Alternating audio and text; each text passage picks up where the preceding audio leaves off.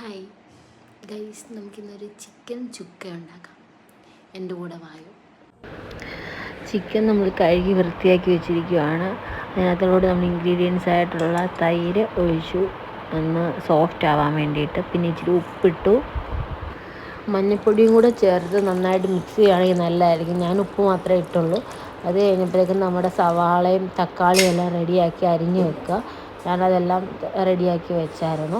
അത് കഴിഞ്ഞിട്ട് കറിവേപ്പില വേണം, അതുപോലെ ഇച്ചിരി വെളുത്തുള്ളിയും ഇഞ്ചിയും പച്ചമുളകും വേണം. അപ്പോഴത്തേക്ക് നമ്മൾ ജസ്റ്റ് ഈ സവാള ഒന്ന് ക്രിസ്പി ആയിട്ട് എടുക്കണം. നല്ല വെളിച്ചെണ്ണയിലിട്ട് മുരിപ്പിച്ചെടുക്കണം, എന്നാലേ അതിനൊരു ടേസ്റ്റ് ഉള്ളൂ.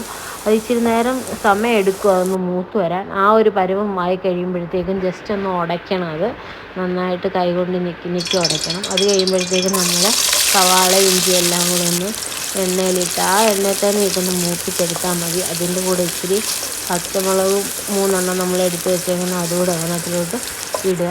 അത് കഴിഞ്ഞിട്ട് പിന്നെ നമ്മൾ കറിവേപ്പില റെഡിയാക്കി വെച്ചിട്ടുണ്ട്, അതുകൂടെ ഇതിനകത്തിലോട്ടിട്ട് നമ്മൾ ഇതാക്കിയെടുക്കണം, മൂപ്പിച്ചെടുക്കണം. അതൊന്ന് ജസ്റ്റ് ഒന്ന് വഴണ്ടൊന്ന് വന്നു കഴിയുമ്പോഴത്തേക്കും നമ്മൾ കാശ്മീരി മുളകാണ് നല്ലത്, അത് ഇതിനകത്തിലോട്ട് മിക്സ് ചെയ്ത് ഇടണം. അത് കഴിയുമ്പോൾ ഇച്ചിരി മല്ലിപ്പൊടിയും കൂടെ അതിനകത്ത് ഇടണം. ഇതിൻ്റെ പച്ചമണം മാറുന്നിടം വരെ ഒന്ന് ഇളക്കി കൊടുത്താൽ മതി. അത് ഇളക്കി കഴിയുമ്പോഴത്തേക്കും ജസ്റ്റ് ഒരു കളർ മാറ്റം വരും. അത് കഴിയുമ്പോഴത്തേക്കും നമുക്ക് തക്കാളി എടുത്ത് വെച്ചിട്ടുണ്ടല്ലോ, അത് ഇതിനകത്തിലോട്ട് മിക്സ് ചെയ്യുക.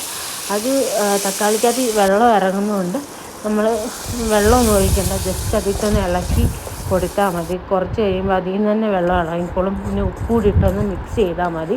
കുറച്ച് നേരം അത് അങ്ങനെ വെച്ചിട്ടൊന്ന് അടച്ച് വെക്കണം, എന്നാലേ അത് റെഡി ആയി കിട്ടത്തുള്ളൂ. അതിൻ്റെ കൂടെ ഞാൻ ഇച്ചിരി തേങ്ങാക്കൊത്തൂടി ഇട്ടായിരുന്നു ഇതിന് വേണ്ടി. അത് എൻ്റെ ഒരു സന്തോഷത്തിനിട്ടാൽ അത് കഴിയുമ്പോഴത്തേക്ക് ആ ചിക്കനും കൂടെ അതിനകത്തിലോട്ട് ഇട്ടൊന്ന് ഇളക്കി കൊടുക്കണം. ഇളക്കി കൊടുക്കുമ്പോൾ ഈ പരുവം കിട്ടും. അതിലോട്ട് നമ്മൾ മുമ്പേ വെച്ച അരിഞ്ഞു വെച്ചിരുന്ന ആ ഒരു സവാളയും കൂടെ ചേർത്ത് ഒന്ന് ഇളക്കി കൊടുക്കണം നല്ലതായിട്ട്. അത് നന്നായിട്ട് ഇളകി വരുമ്പോഴത്തേക്ക് ഇച്ചിരി കറിവേപ്പിലയും കൂടെ ഫ്രണ്ടിലൊരു ഡെക്കറേഷൻ ഇട്ട് കൊടുക്കുക. ഗൈസ്, നമ്മുടെ ചിക്കൻ ചുക്ക എങ്ങനെ റെഡിയായി. അടുത്ത വീഡിയോ ആയിട്ട് ഉടനെ വരാം.